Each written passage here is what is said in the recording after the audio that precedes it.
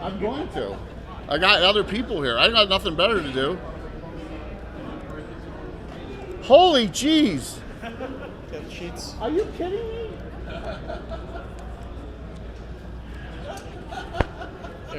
Yes, please.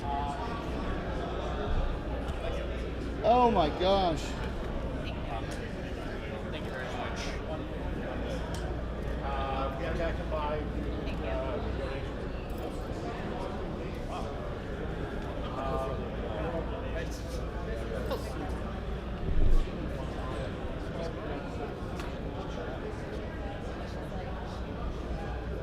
So is everybody familiar? That'll go. I'm sure it will. So it runs a stream every Sunday, Wednesday. So you don't need to shout. Thursday. I need to learn how to project it. I've got everything. I'm in good shape. I'm Every good. Sunday, I figure I'll grab the. Sundays. Do you want to announce when Jay Scott's starting his seminar? Yeah. Say, and for the second time today, an encore. Second show. An encore performance. I got an interview twice. His guy said it's behind 40 years with a couple changes. Yes, a couple changes here. So, if you don't mind, could we all slide over just one seat or two? So, yeah, man. So, So happening now in the seminar area. part two. So you want to live stream your RPG with Jay Scott, Lord Go Samba. Again. Will be presenting. So you want to live stream your RPG here in the seminar area starting now. Should have just kept it on. That's all right. Oh, What's no, that? It's just on his Well, they're all good. They were busting my stomach the whole time as it is. So, but yeah, we'll do a second one. Thanks, man. So, just what do you had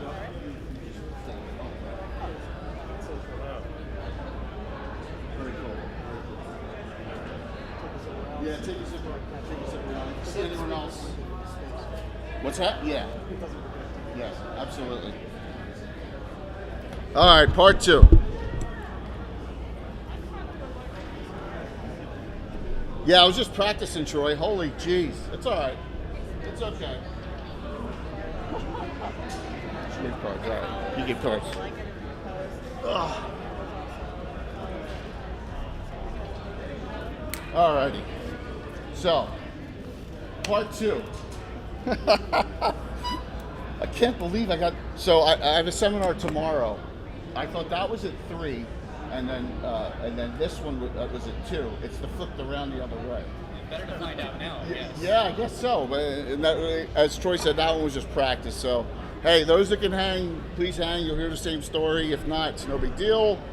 We'll just have some fun with the discussion here. So, I'm going to sit if you don't mind. We'll just keep this like a conversation. All right. I'll move the mic so that they can hear you. Let me see what I get. Okay. All right. We're good. They got the back of my head, which is great, which is just wonderful. So, I'm Jay. I'm local. I've lived in South Jersey my whole life. Okay? Back in 1978, I don't know if it was my mother or a relative, gave me what turned out to be the Holmes Basic box set. All right? It's the one with the dragon on the front and the wizard. Right, yeah. So, and that, I was hooked ever since. 1980 comes. Are you leaving? All right, well, yeah. Walk around and sit here a little bit. You don't have to. You don't have to. That's Michael Zudrak. He's a part of the community. He also works for Frog Eye Games. So, yeah, come on, man. Yeah, it's all right. Walk around. So, good guy. He also lives in South Jersey. So, 1980 comes and the Greyhawk Folio comes out. And I was hooked with all the heraldry and just the Darlene map. So I started running a campaign with my friends. For some bizarre reason, I guess I was OCD then too. I logged every single adventure we did. 44 years later, we're still going, same campaign. It's called the Order of Buell campaign. We just finished adventure number 1027. We estimate it's like 3,500 sessions, roughly. It's just a guess at this point. But it's evolved into its own thing. In 2017, we had been playing for 38 years. Almost 38 years. And a video comes out that's on Popular Mechanics. I know you've probably seen it because every 6 months, another news outlet like Wired redoes it. Longest D&D campaign ever, ... Robert Wardall, right? The Canadian. All right, so I see this, and this is me with my megalomaniac status, and I'm like, I got him by 2 full years, right? Because he said, oh, I got the longest campaign in existence. Well then, a little joke, my good friend Ed Greenwood, one time, he slapped me down about a year ago. He goes, Jay, I hate to break it to you, but like my group, we don't get together that much, but ours is like 45, 46 years old. But I'll give you the record for the United States. I'll say I have the Canadian record, so, yeah. But from that, I'm like, I want to figure out how, like we got terrain, miniatures, we play a unique play style. We still play old school 1E, 2E. And I look on Twitch, and Critical Role's up here, right? But then everyone else is down here. Like, no one else has 1,000 viewer average except like High Rollers or Table Story may get there, but no one else is even close. So I say to myself, how am I going to learn how to live stream my content? Because I think we got something cool. And 5 months later, May 2018, I start getting together equipment. And it was a disaster at the start. I'm thinking to myself, man, this can't be that hard. Well, it's not once you know what you're doing, but there's tricks to it. And I figure I've done this for 6 years. I've been a Twitch partner for over 2 now. We're in the top 20 of all viewer average of all Twitch D&D streams each week. So I figured, why not have a seminar and just share it with people and answer questions, and I'll tell you what I went through in that time. And let me tell you something. I went through a lot, and it was a grind. It was an absolute grind. We had 3 to 5 people watching us. That was it. 3 to 5. Now, I turned it off because I thought we were done. Let me see how many people came back. And normally my viewer average is around 75 now. Yeah, we got 20 on now. We had 40 on the first part. No one wants to watch the same thing again from the audience. I don't blame them. But that's okay. We'll do it again. So, ask questions anytime. Feel free to, figure out what works for you if you want to, if you're interested. So for all 3 of you, what are your names again? Max. Barbara. Keith. What's your play style? You play Flutamine, VTT, tabletop? Everything. Okay. Anything I can get is what I'll do. Okay. Just finished the Monsters Week campaign, and that's all Theater of the Mind. Okay. I started the 4th edition. Wow. You cannot Theater of the Mind that. So, You can't. You're absolutely correct. So I've always loved the grid, and recently I've become a Lancer evangelist, and that also requires the grid. So I'm more grid based than not, I guess. Okay. So, but have you evolved into a VTT player because of the grids, Fantasy Grounds? Foundry's good. Yeah, Foundry's good. Excellent. Cool. So I actually own a D&D accessory company. Oh, great. Married to the DM. Nice. So I'm here to learn about this and how to monetize what he does. Good question. That's excellent. Top second edition. Second? Yeah. No way. Old school 2E. Michael, I think I'm going to pass out. So, wow. I didn't expect that coming. Wow, that's awesome. So, we'll start with it. We'll start on equipment wise, and then we'll go into theory. Okay. what you see here is on the card is, and this is pre-COVID numbers on costs, okay?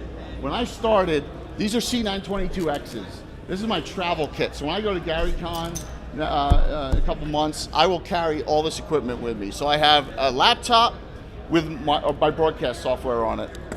I have my iPad just because I don't like having my chat and that running at the same time on the same machine. I like to keep all resources there. I got two cameras, tripods, one mic. This is a Microsoft. This is a Samsung Meteor mic. Usually this one stays on my table at home when I don't have my headset on my upstairs. And then I usually have a Stream Deck. I've got a Stream Deck, a small one with 15 buttons. But I'm not changing scenes to here, so I don't really need it. Plus, I don't have time to shout out. Yeah, what's up? To the chat or somebody said. Yes, yeah, there you go. Of course, they're gonna get my stones busted. So this is pretty basic for stuff. Now, if you were running a VTT stream or you're running a Theater of Mind stream, you're only going to need a lot less than this. Your own camera, right, which is only on your computer, the VTT program, and how you're embedding the video into the broadcast software.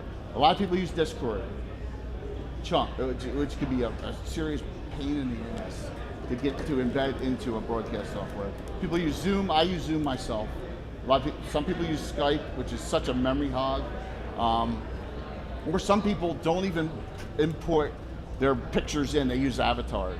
So there's different things you can do. So with let's just talk about 3 different styles: Theater of Mind, VTT, and then the way I play, which is full tabletop minis. Full. So I have if you haven't seen my shows, I have an 8-foot by 8-foot table in my basement that some people have been to. Right, Michael? There are 2 pieces of 4x8, half-inch thick phenolic board with a green color on both sides from the old company I worked for. And I've had those for 30 years because they'll stop a bullet. They're toilet partitions, basically. On top of that, I have all my underlays now from multiple companies like Warzone Studios, Frontline Gaming, my old sponsor Stratagem had some, so I have a whole bunch of those that go underneath. And then on top of that, we have 3D print material, terrain, Reaper miniatures, a ton of them. Reaper sponsors my channel. Buildings from Miniature Building Authority, another, all resin cast. Old GeoHex. I used it from the 90s. I used that for Battletech before. So I got a whole layout of different things on the table. And that's why, for me, I use 3 cameras when I'm playing. I have 2 nicer ones now than these, and I have a widescreen camera that shows the picture of basically me DMing because my guys, when we play, we're not sitting down a lot. We play almost war game style. When there's initial role play and stuff, but when combat's going on, they're moving all around. The table's 8x8, so they're moving around, moving their miniatures and things. So Get your steps in. absolutely, and I need them. Trust me, man. I need my steps. I do. And it's a fun experience. But that's an exception. So we're both going to be exceptions to the other discussions. So with a Theater of the Mind game, it's pretty easy to get to the point here, but here's a challenge I ran into. First couple times I streamed in my basement. My router is 2 flights of stairs up how the hell am I and I have Comcast, which max upload speed of like 30 to 40 in this market, right? It's not 1 gigabyte upload. So I'm thinking to myself, how am I going to get 3 cameras, mic, all this other stuff, chat, all that in my software, get that up to the router upstairs and get that broadcast out so it doesn't chunk. And that was a challenge. I'm thinking to myself, my wife will kill me if I drill holes and run an Ethernet wire all the way down into the basement. That's not happening. Now, if I move it down in the basement, then it's not upstairs when I do doing my talk shows and stuff, and all the 90% of the stuff's upstairs. I'm only doing the games down in the basement. So I got a Netgear Orbi system. And the reason I got a Netgear Orbi all over the other ones is they have their own dedicated 5 gigahertz channel, so that they're talking to each other exclusive of any other broadcast that's going on. So I run my computer downstairs, I run an Ethernet cable to the Netgear Orbi down in the basement, which then broadcasts the signal up 2 flights of stairs to the Netgear Orbi that's sitting next to my router, which is connected to the router, and boom, out goes the signal. Well, it only took like 4 months to figure that out. Yeah. So that was, yeah. Yeah, as you can see, there's chat going on still. I can't see it, I don't have my reading glasses on. So, but yeah, so we got, right now we're just running, and so what do you use, have you broadcast before? I've Messed with OBS? used OBS only to play Magic over long Okay, distances. that's cool. You can stream your desk or you can stream Yep. your screen. So I haven't actually streamed anything. Okay. Nothing yet as of? When COVID happened, we had to go virtual. So, sorry. It's okay, I understand, that's COVID, everything changed. Yeah. So at that point, we got.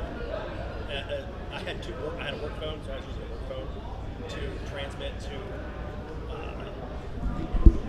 Zoom. Right. With the camera with the laptop. So basically, the one camera was, my PC, my personal phone was pointed at that. The work phone was working for everything else, and then the laptop was that. And that's basically how we did it. A grid. Okay. And minis over and such. All right, that's cool. It worked. So for me, I never used OBS. I used XSplit Broadcaster. And the reason I do that is I love the way I can broadcast in, and I can just see there's buttons beneath here, right here. So I can, and because I'm remote, I only have it on one. I didn't do any ads for my sponsors, but I have like 14, 15 in. Press, and go ahead, give me a wrong button emote, someone in chat. So I press wrong buttons all the time on my Stream Deck. But I'll press a button and up will come my Troller Games ad. When I press a button or up will come, another ad from another sponsor. I press a button, comes the entry screen. I press a button, I have all these different screens programmed into XSplit, and then number one is normally the main one. There they go. That's my wrong button emote, as you can see. When I press at least one wrong button to stream, and they'll come in and I'll bust my stones, and so you gotta make fun of yourself. So I love XSplit Broadcaster. It's a $5 a month license. I own a professional version of Zoom, so that's like $150 a year, and that's what I use. So what I do is, for my talk shows and when I have remote guests playing, like for example Ed Greenwood, who plays every 2 months in my Greyhawk game, or Luke Gygax or Eric Mona, or any of my other community streamers, I'll have them remote into Zoom. We'll have Zoom in the upper corner, or in the big screen if it's special guests. I'll have my 3 cameras running, okay, and it'll look a little different than when I'm just playing with my friends. So I don't need Zoom on when all my friends are in my house, right? But when they are, I'll embed Zoom into this. And a guy on the last one asked this question. I'll show you. He said, "What about overlays? An overlay where you're putting and you're boxing in people." I said, I don't like using that, because all the time what happens in Zoom, I'll have 6 people on Zoom during a talk show. Someone like for example, you know who Roger E. Moore is, right? Roger's a little old, and Roger may have sometimes a problem, and he'll disconnect. And it disconnects. Now I have 5. Well, if I had them all in those boxes, it'd be all messed up then, right? Because Zoom moves everything around. Now there's other ones you can use that won't do that, but I like Zoom because it's reliable and it never disconnects on me. So what I do is the following.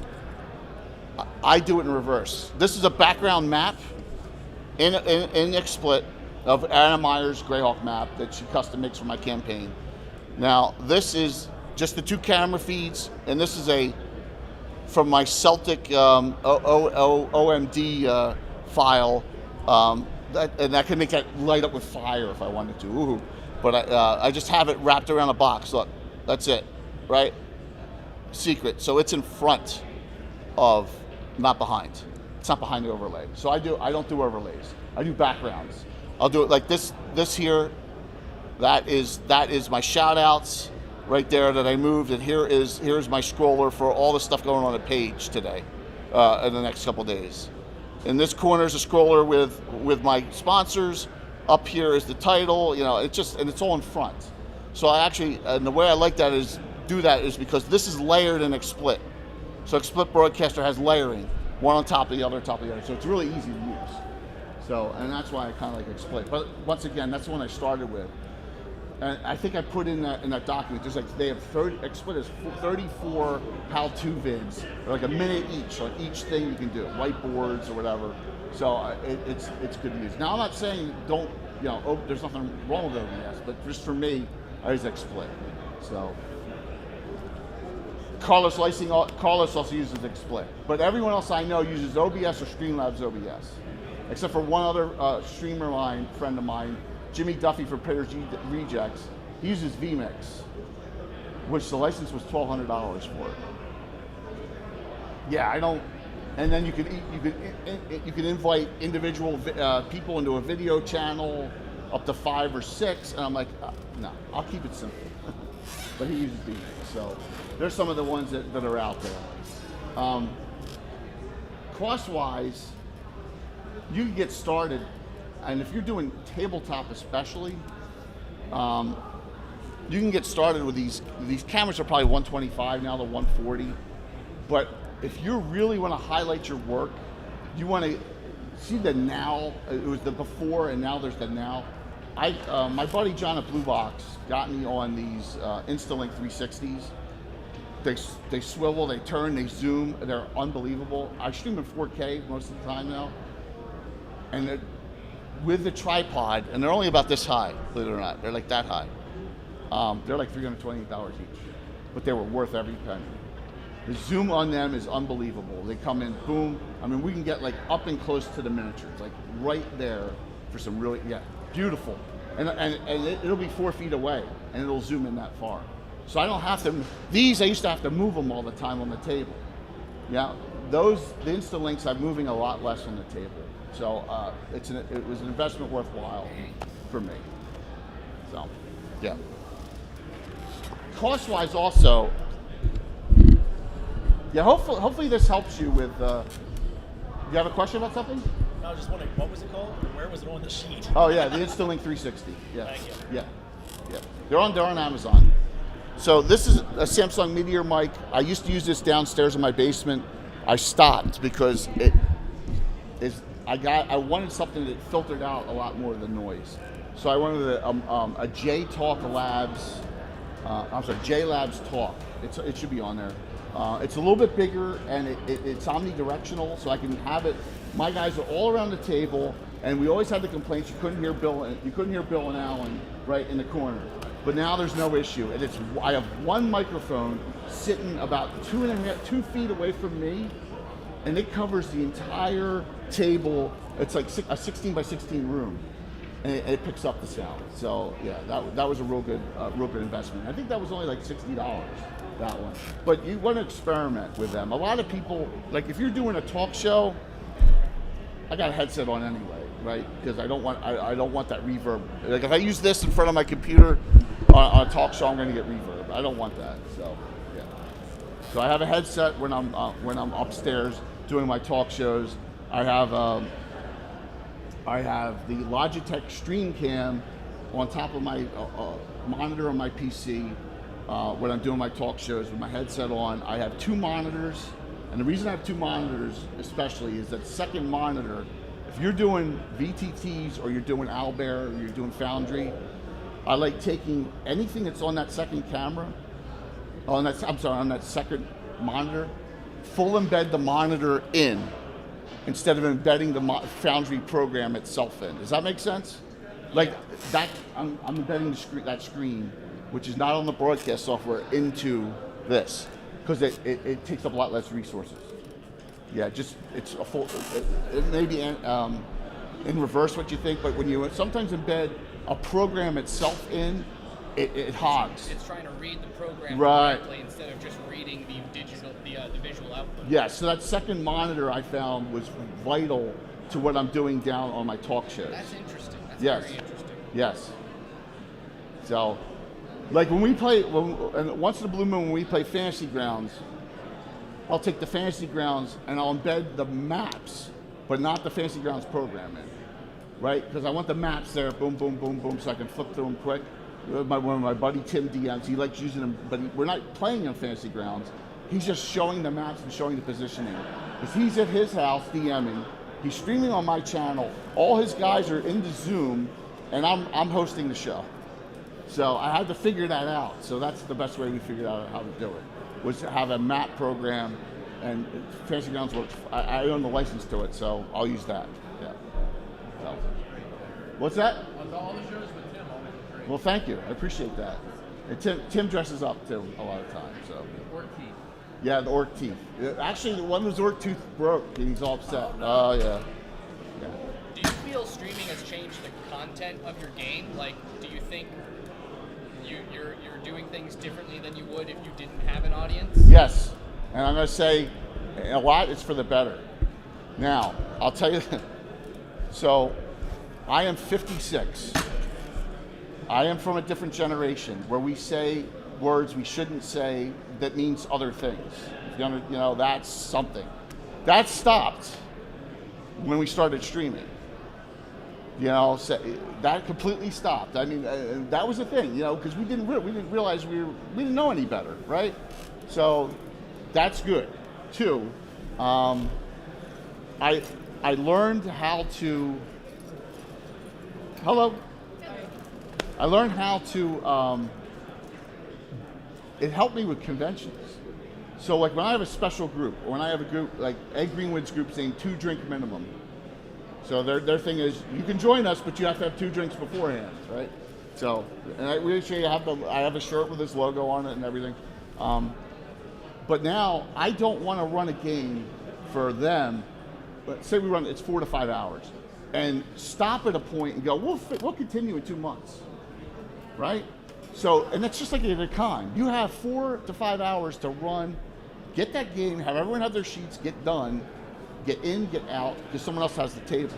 So it's kind of the same on a Twitch broadcast when you, and then we're not talking about just my friends, because we'll continue the next week, because we know we're going to be there next week.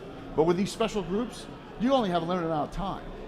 So I had to figure out how to get an interesting game in with a plot line, with role play, and with a challenge in 4 to 5 hours. And that's why the cons are nothing for me now, running games there, because it's the same as streaming. Cons are tougher. Streaming, I have all my terrain and stuff set up in my house already. Cons, I gotta come, I gotta set it up. That's another reason why I always do cons at 9 a.m. I don't want someone on the table before me, because I bring terrain and miniatures to all my games, because that's my play style. I'll do that tomorrow morning at 9, but, so yeah. So that's another way. Another thing is that we play to the audience, right? Let's see who's on. We play to the audience. So let's see who's on. DM David Keith just resubscribed. David Keith or Keith David? Do you know the 2 actors? Keith David's the black gentleman who's been in 100 different things. And David Keith was an officer gentleman who killed himself. There's a different David Keith. Yeah. Thanks, David.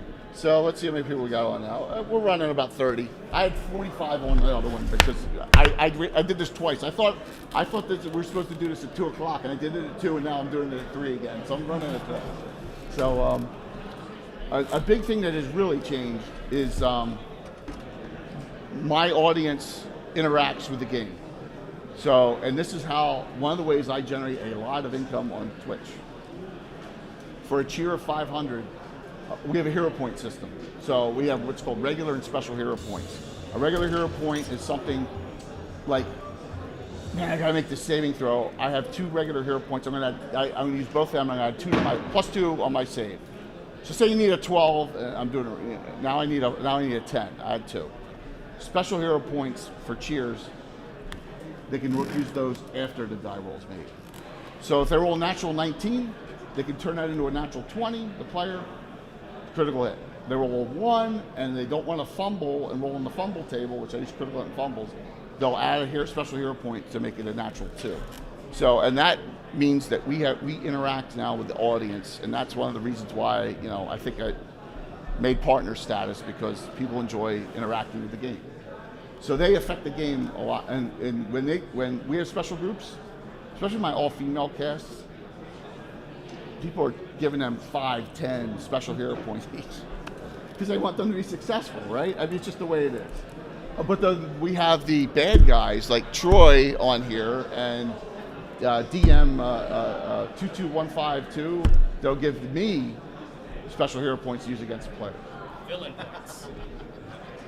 And there's a lot of races, yeah. So yes, that was a great question. It changed my game a lot, but I think for the better, because the interactivity makes it a lot more fun. Now, let's be honest. I'll be blunt honest. 2 of my players were not thrilled with me streaming the game when we first started. One of them now is known as all over the internet as Bill the Master Crafter. So the stuff that goes on my table now, he does.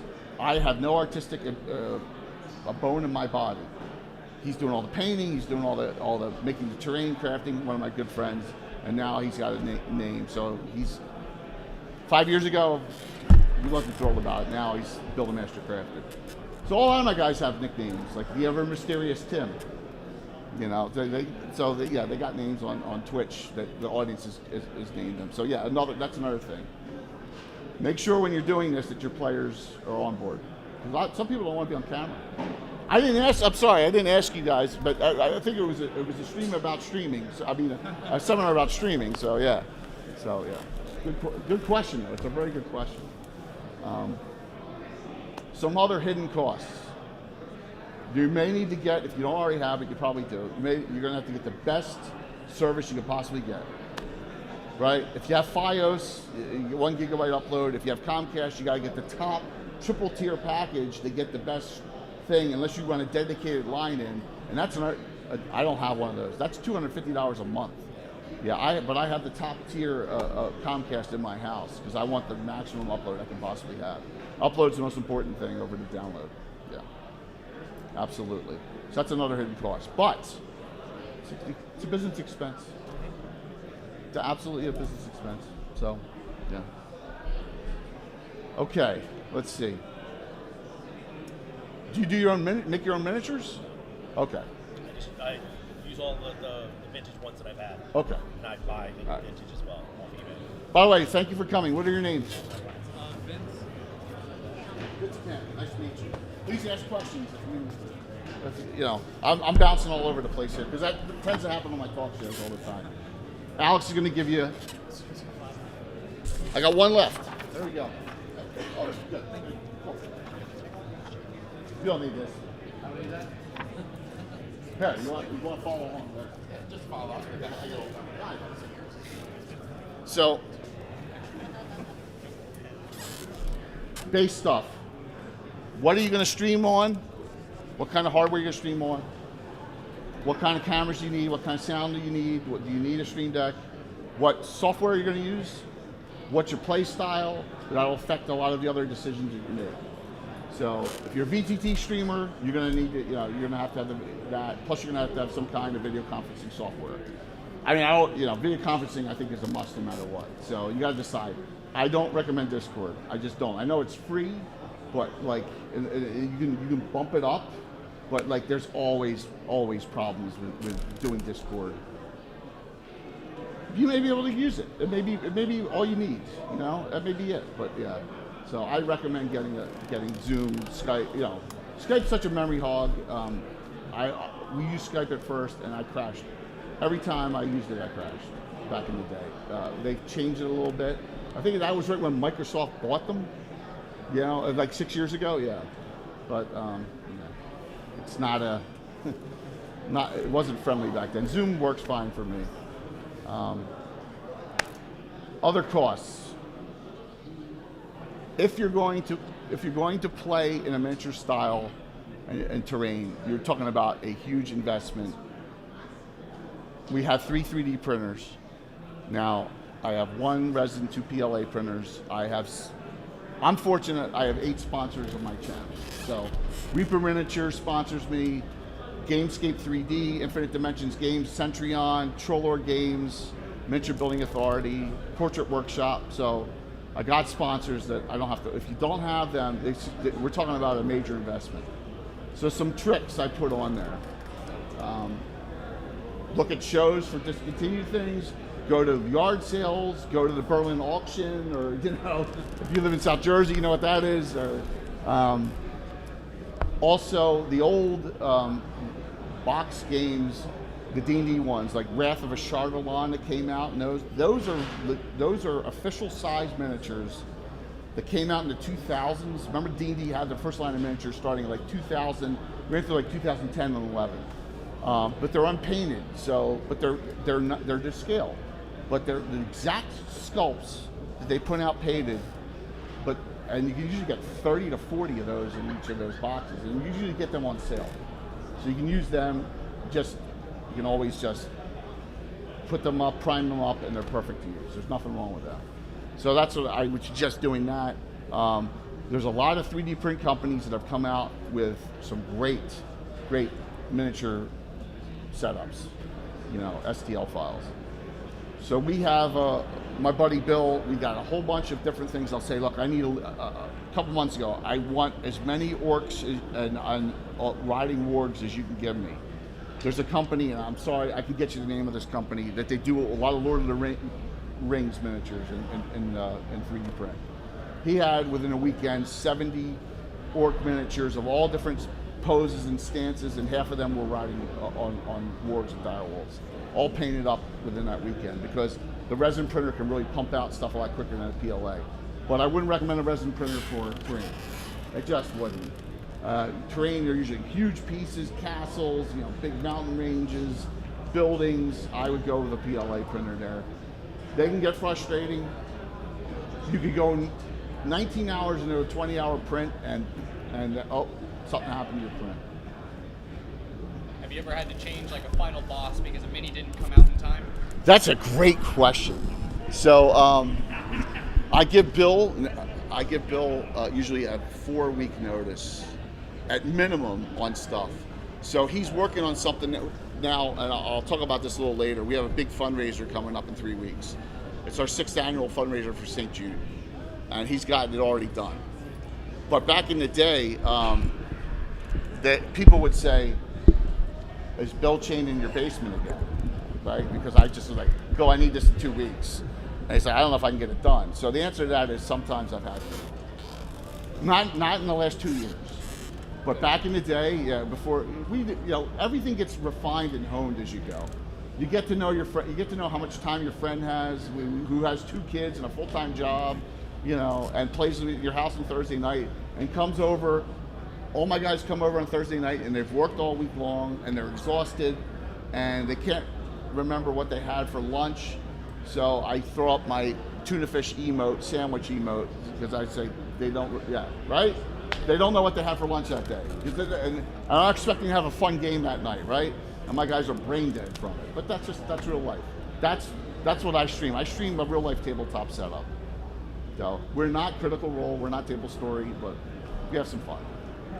It's really nice to hear that a game can just being a game can succeed, because it's like, I think we all know Critical Role is show first, game second. Exactly. And so I stream the event of playing with my friends on the tabletop. Well, what's that?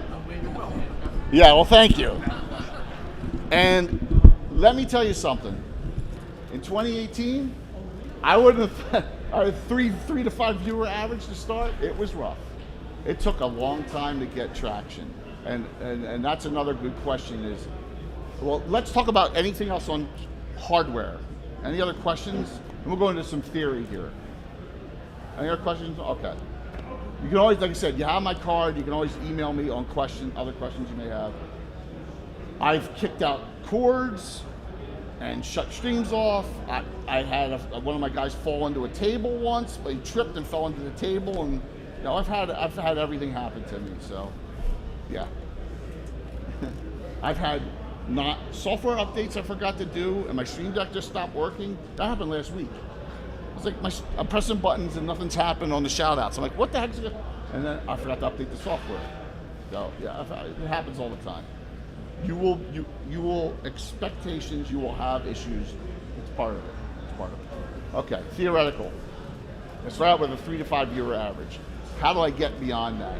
We're streaming. All right. I don't want to sound like an ass. Who in their right mind wants to watch a bunch of 50-year-old, crotchety old guys sitting around a table playing a game? Okay, me. Okay? Right? Hey, if they're having a good time, Yeah, okay. So, true.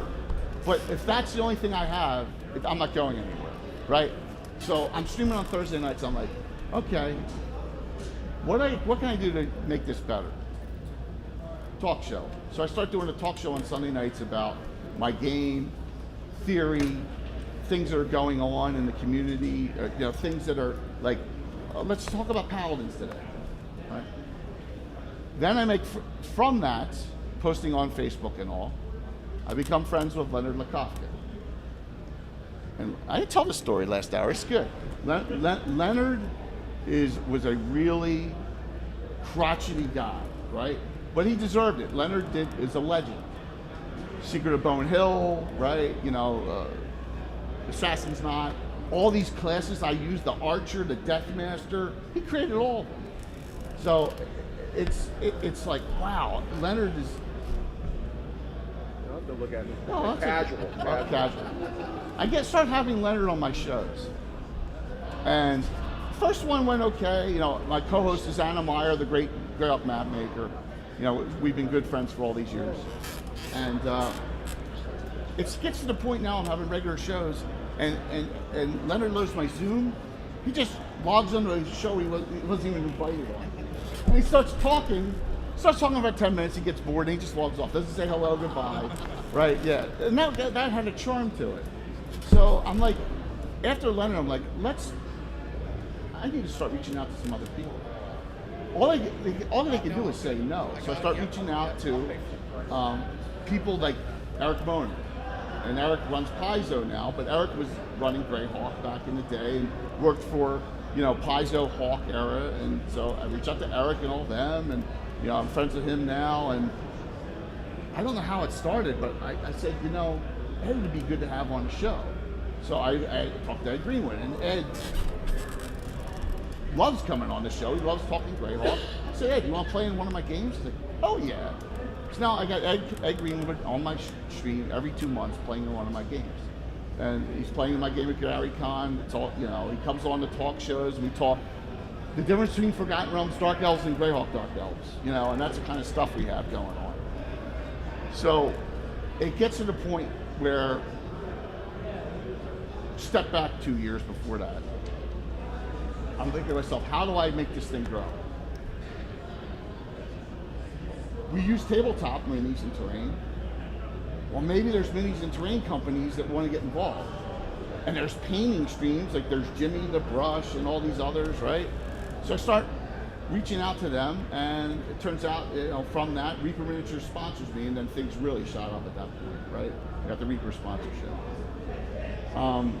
And then from there, I start reaching out to other channels.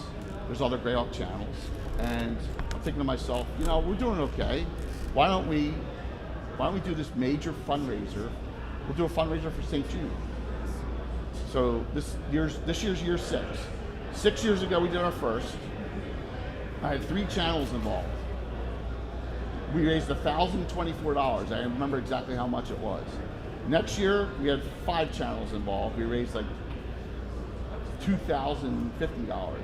Next year, 6 channels involved, $5,000. Year 4, 10. Year 5, no, I'm wrong. Year 4, 20. Year 5 last year, we raised $25,400. And I had 12 channels involved. So this year, whoops. Uh-oh, I may have shut down the stream. 1 sec, see? Oh no, it's still there. It just went into sleep mode. Don't want that to happen. This year we have like 14 channels involved, and we'll see where it goes. And that's first weekend in February. So with that, bring together community people on Twitch, and everyone starts watching each other. That's it. If you have a theme, and you don't even need to be the same genre. Most of the people that I am friends with are 5e streamers, right?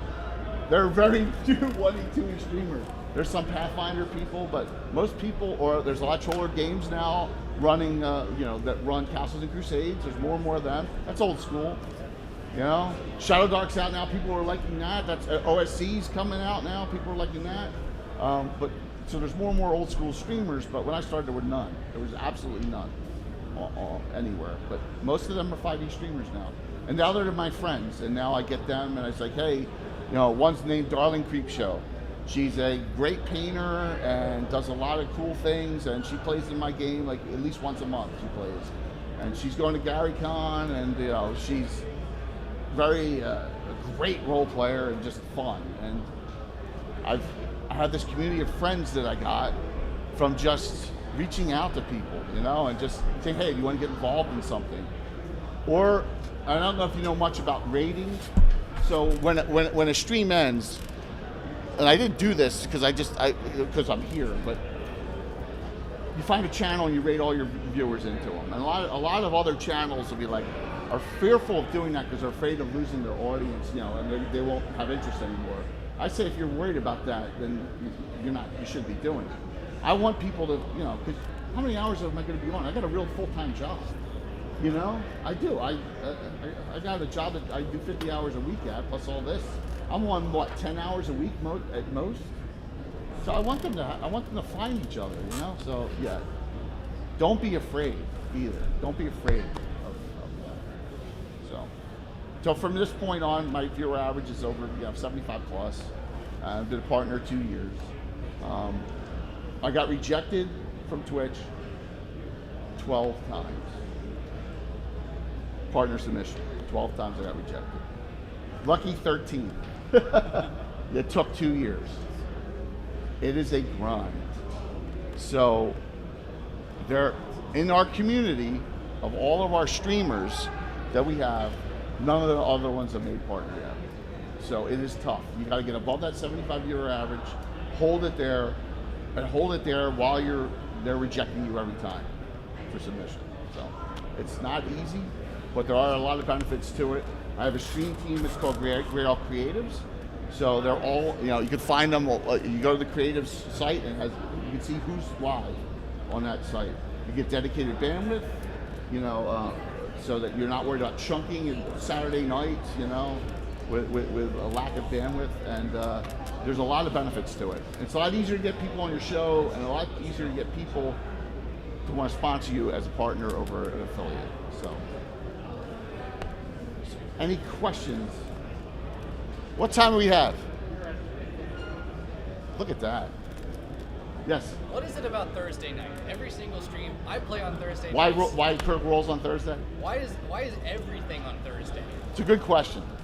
That's a great question. I just had a buddy who had to drop out because he started playing a new minis game, and they only play on Thursday nights. Wow. So why is everything on Thursday?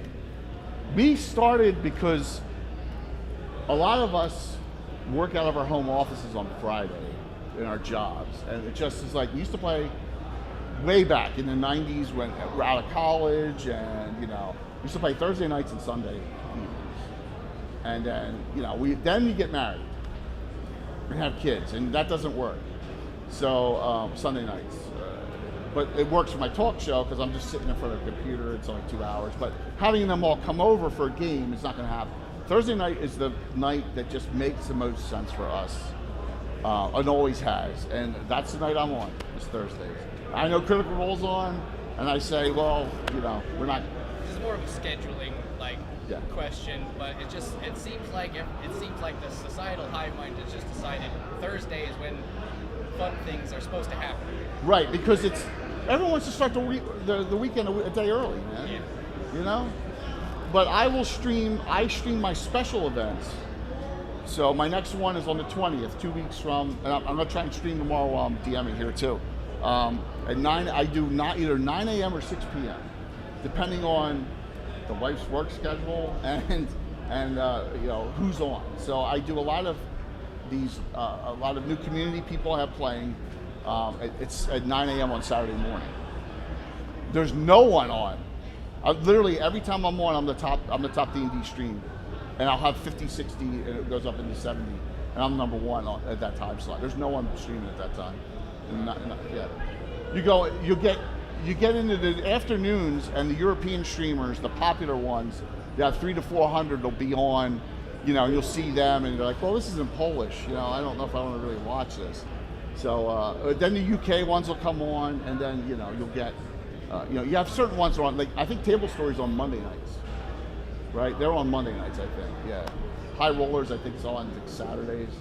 So they're around a little bit. But the big games, like the games with Ed, and the games with Eric Mona, Luke Gygax, like my fundraiser, I'll be on at 6 o'clock on a Saturday night. That's peak time. Yeah, that's the peak time. Yeah. Friday night and Saturday night are big. It's a good question, though. It's a good observation. That's just where we play. Because if you go late and you wake up and you're like, I can work out in my home office today on Friday, I work 4/10, so I've got Fridays off, so Thursday works. See, that's exactly it, man. And I play with people on the West Coast, so I've got to deal with the time difference. Yes. So if I'm staying up till their midnight, I'm already up till 2, and I wake up at 4:30 for work. So, that means I've been up like 14, 15, 16 hours. So it's just it's your lifestyle, wherever you want to be. a loopy DM does not a good game make. Right, exactly. Well, and that's it. So I'm like half the time. Here's another thing about streaming. I don't care if unless you're gravely sick. But you do not want to cancel streams. The audience is looking forward to you entertaining them. So at all costs, try and not cancel unless it's something, an emergency happens or something. If you have it scheduled now, if you say, hey, next week I'm going to be away on vacation, I'm not going to be here, and you let them know ahead of time, but canceling a stream last second is a huge turnoff for viewers. Try not to do that. That's the one I would recommend. So I rarely will do that. For example, my talk shows are on Wednesday nights, game Thursday night, talk show Sunday. So that's my normal schedule with special games either Saturday morning or Saturday night every couple weeks. I will let them know a week ahead if I'm not going to have a stream on one of those 3 main nights, Wednesday, Thursday, or Sunday. I want to give them the courtesy of knowing that they, them showing up and, oh my God, Jay's not on, or look at them, so you want to do that. But hey, the number one thing is if they know you're enjoying it and having fun, that brings people in. That's it. And give them something that's unique, a little different than others. Differentiate yourself, right? Get it so that the audience is interacting with you somehow, not just watching, interacting. And be honest. That's it. I'm always brutally honest with everyone. Especially my players, my friends. I have an emote that's called the No Just No emote. So when Tim tries to do something that he knows is against the rules of 1E, 2E play that he's tried 100 times, I'm like, no, just no. And then the emote comes up. I mean, because it's going to, My guys, how do I trick a guy who's been playing with me for 44 years? They've been playing with me since I was 11 years old. How do I trick them? It's hard, right? Yes, it is. I use your publications. So Michael's son made a bunch of new skeletons, and they got into the what's it called, monstrosities? The monstrosities book. And I used it against them. Yeah, so absolutely. Yes. Change it up. Great question. Anyone else with any other questions? I've been babbling a lot, I know. So what are your hopes? My what? What are your hopes for what you're doing? I don't know. We got away from doing Zoom and such, so we're back to the table. We want to possibly create a stream. My friends are like, hey, we like this new game called Work. Let's try that. Have you thought about doing that as a monetization? So we're like, do this to see what we can learn. Okay, cool. Try that. In reality, my next question for you is that, okay, you have everybody come to your house except for the people that are guests. How do you deal with the guests' attentiveness? They're not being attentive. That's what we've had them. Really? You mean the remote guests? Yeah. So I, and this is going to sound, all right, I vet who I'm going to have on. And I look for partnered streamers. I like people with bubbly personalities. And they may be a little off, right? Because we all are. I like people who may be a little out there, but know that there's a line that can't be broken. Like Heather Hanks, right? Yeah, Heather gets on that line. She's a streamer. She's in Chicago. She streams a lot of like video games, but she's really good on camera. So what you need to do is you need to find people that are not going to lose attention. I can't recall a special guest of mine losing it, being that way. I can't in the last 3 years. Because if you have a fun game, they're going to be attentive, right? So it's a good question, though. So when you're inviting guests, are you inviting a friend of a friend? It's actually the core group. They're at home. They're supposed to be gaming with us, but they are. Oh, their child comes screaming at this. Oh, yeah, I understand that. All right, so it's like you that's different because that is I have what's called the transiency penalty because I'll have my guys around my table on their freaking phones and you can see it on camera. I'm like, what the hell are you doing? Oh, I get it too, man. I get it. I understand. Yeah. I'll have them. I'll have Alan watching the Thursday night football game on his phone while the game's going. No, it happens. Walter's the most attentive.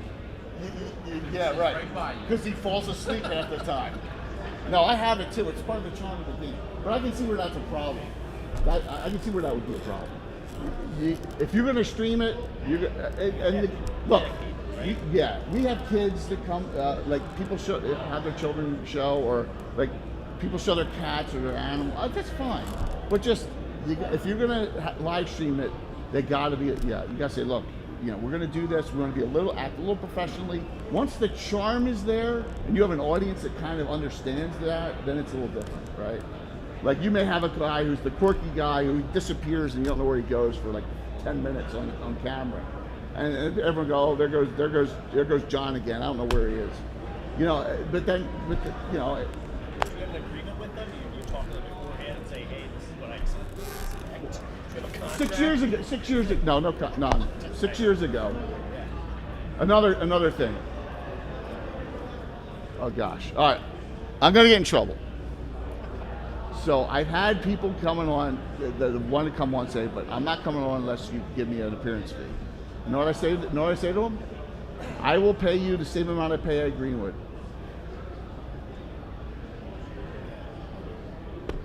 I want people to come on and enjoy playing the game. It's a lot of work. Doing this, a lot of work. So take it and just enjoy it and figure out your niche. That's what I would say. Figure out where it can go for you personally. And you never know where it'll go. I mean, I didn't think I'd be here 5-6 years ago. I really didn't. With 8 sponsors and and a top 20 D&D channel.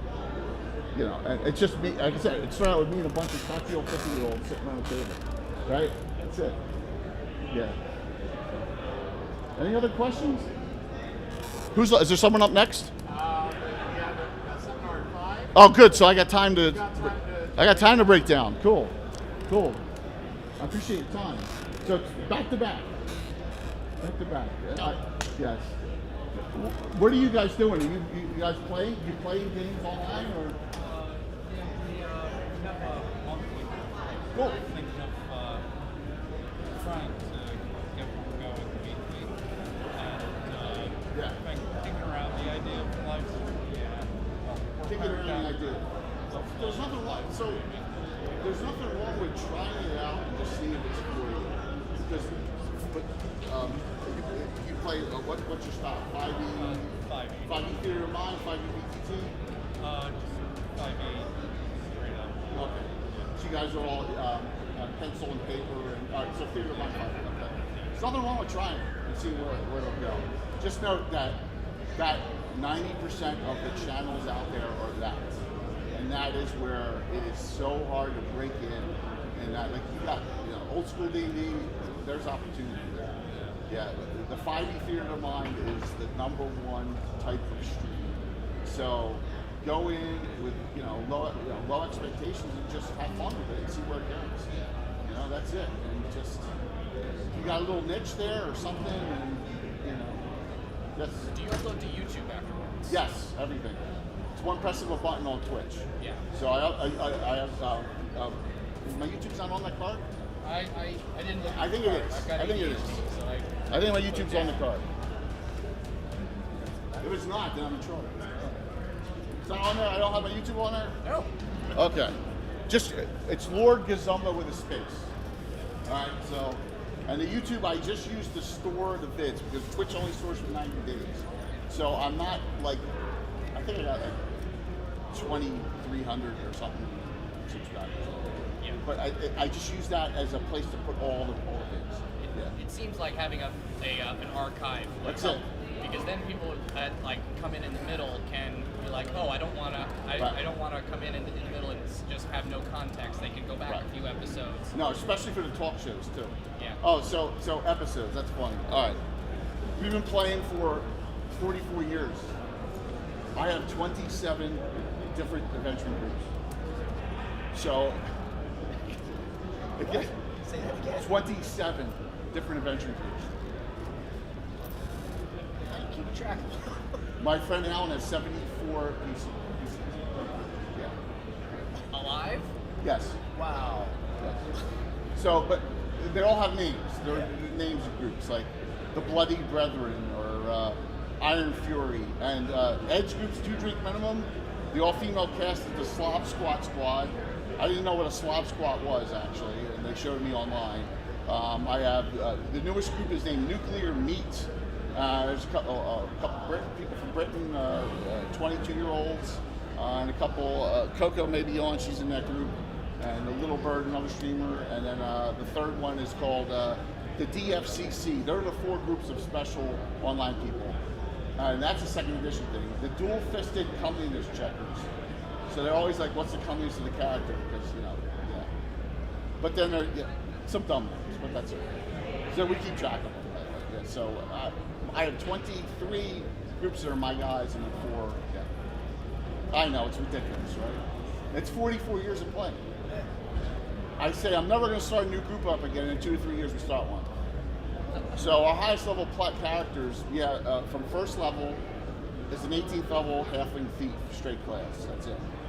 Most characters get to 13th or 14th, and then they're in the realm of, in old school, the realm of retired.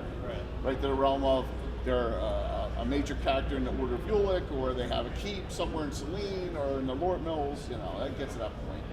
So those yes. I can do it. Yes. I'm not sure if this has ever happened to you or not, but how often has it happened where like you want to do a one shot and everybody says, "Hey, I want to play with those characters again"? Oh, it happens all the Alan always wants to play with his old character all the time. I just did one a couple weeks ago. I just feasted the goblin 2 Thanksgivings ago. Yeah. With the family. Yeah. They want those characters to do more now. Oh, absolutely. So every unique person, special person who comes in, whether it be a streamer or a painter, like Christine Van Patten has a character in Moonlight Miniature. She does work for Reaper. They always want to play their character. So I never retire a character, a PC or NPC, unless they actually get permanently killed. That's my advice in a campaign center. Because those characters can interact with other characters, and those groups can interact with other groups. It's a living, breathing campaign center. And that's how the campaign's grown over the way it's grown in 44 years. So, yeah. Yes? What's the name of your world? It's great. It's Greyhawk, right? It's Gary Gygax's rural setting, but it's called the Order of Ulick, which is the Order of Knights and the Ulick states, the Principality of Ulick, the County of Ulick, and the Duchy of Ulick. If you've seen the Darlene map, the Ulick state, so it's called the Order of Ulick campaign in Greyhawk. Yep. Mm-hmm. Yes. Maybe more of a Twitch question. Sure. General Twitch question. Please. But how do you deal with like intellectual property things? So- Bart loves doing modern songs as part of So music is the worst thing possible. yeah. All right, so this is what I would suggest. And all my music, Humble Bundle does a lot of music that is going to be royalty free in bulk. You know, on the Humbles, all my music you hear on my ads and stuff is all Humble Bundle music. I have my best friend's son is a drummer in a local band, and I have their music. Okay, but you cannot. That's the toughest part.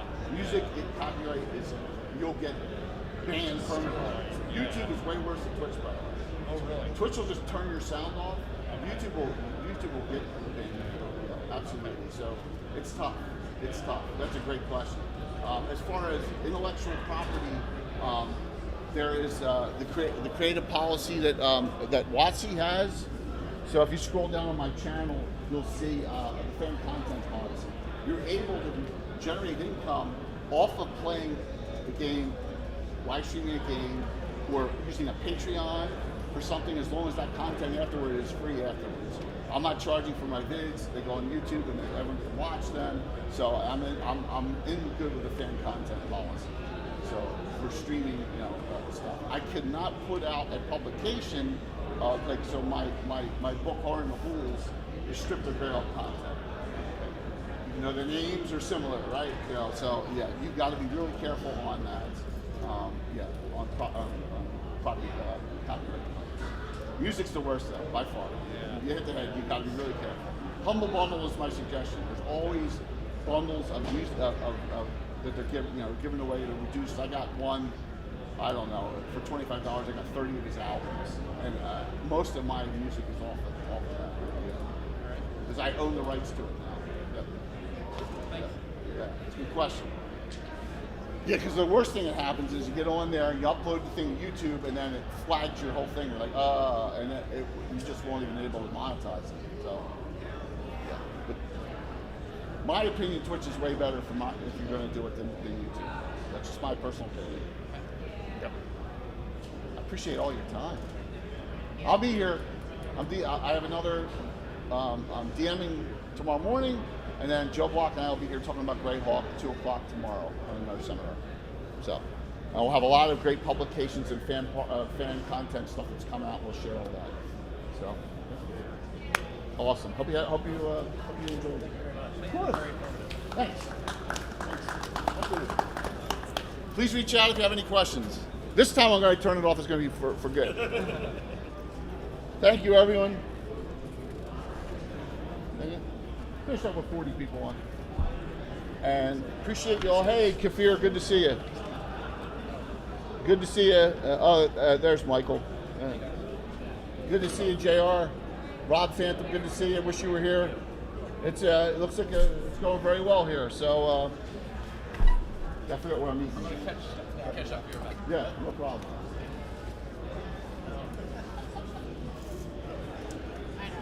All right, shutting it down. Well, that was interesting, 2 of them. Yeah. I can't believe I messed the times up like that. I mean, I should have noticed it too. That's okay. It's no big